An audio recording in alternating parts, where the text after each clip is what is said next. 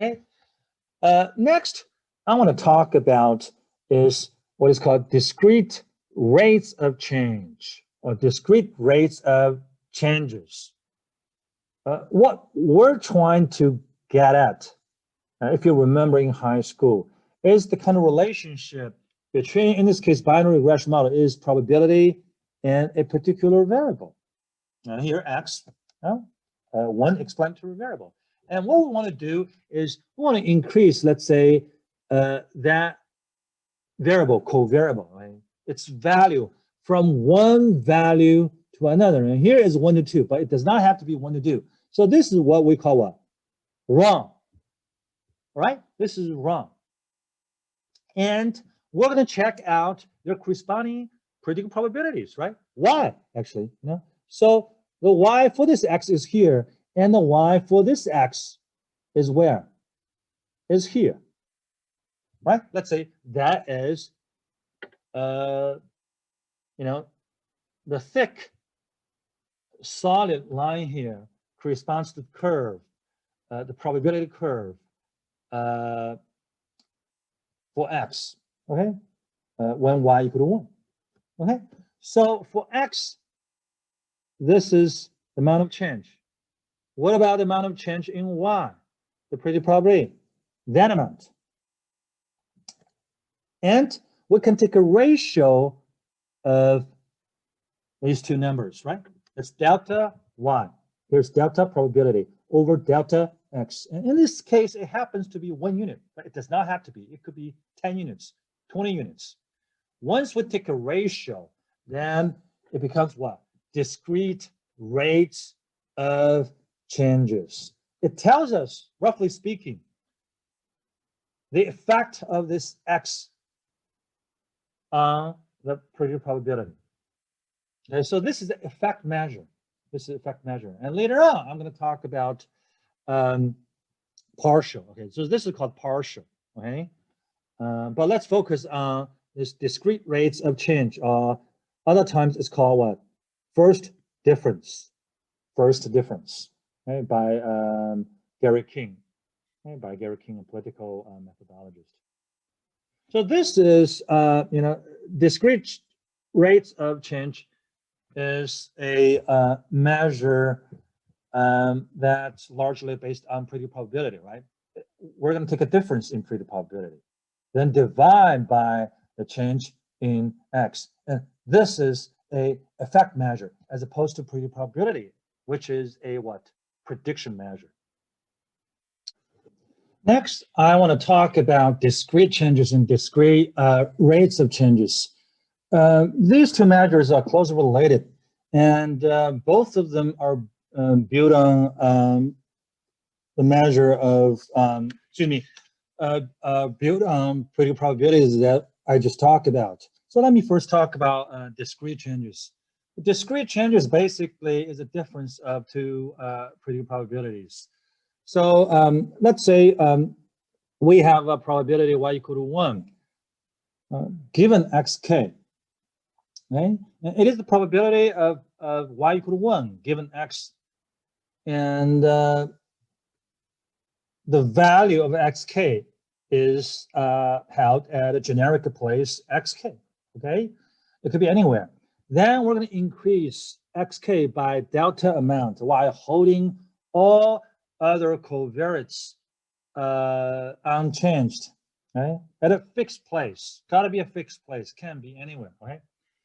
Then it is the probability after increasing xk by delta k. Then what is discrete changes? Well, the discrete change then is simply take a difference of these two probabilities. For interpretation, that's pretty straightforward. As xk changes from xk to xk plus delta, the predicted probability of an event changes by the delta amount in predicted probability. Simply difference of two probabilities, holding all other variables at given values. So got to be fixed values, can't be anywhere, okay? Because as long as we change the values of any of other covariates, then the outcome going to be different. So we got to know what are these given values, including xk. Next is the discrete rates of changes. So here, just pay attention to this additional word inserted here, rates. So it is a rates, okay? So the discrete rates of change for a change of delta equals, okay? So this is a ratio. It's rates, right? So in the numerator is difference in the predicted probability, which we just learned, right? Discrete change. Then we have a term in the numerator, denominator, which is not one, right? Which is not one, but delta, And so we can take a ratio of these two numbers. Then we can get what is I called discrete rates of change for a change of delta. Okay, so this can be interpreted as xk changes from xk to xk plus delta. We would expect the discrete rates of change in the predicted probability is roughly this ratio.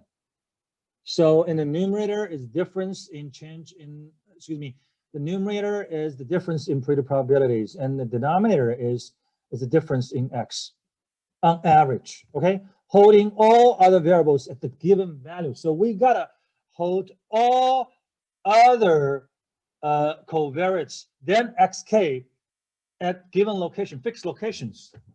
Then what we're gonna do, we change xk from a generic location.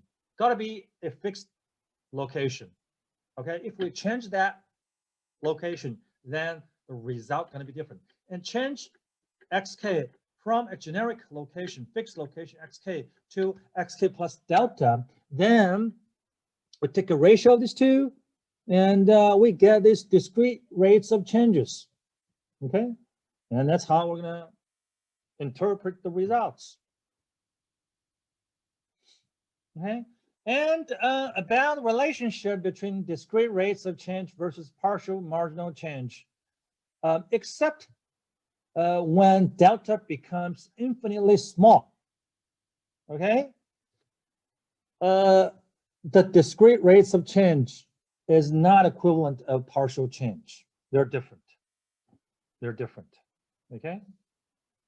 And the amount of change in xk. So I just talked about, well, let's change xk from a generic location, a fixed location, to another location, right? But what about the amount of change in xk? Well, the possibilities include 1 unit change, right?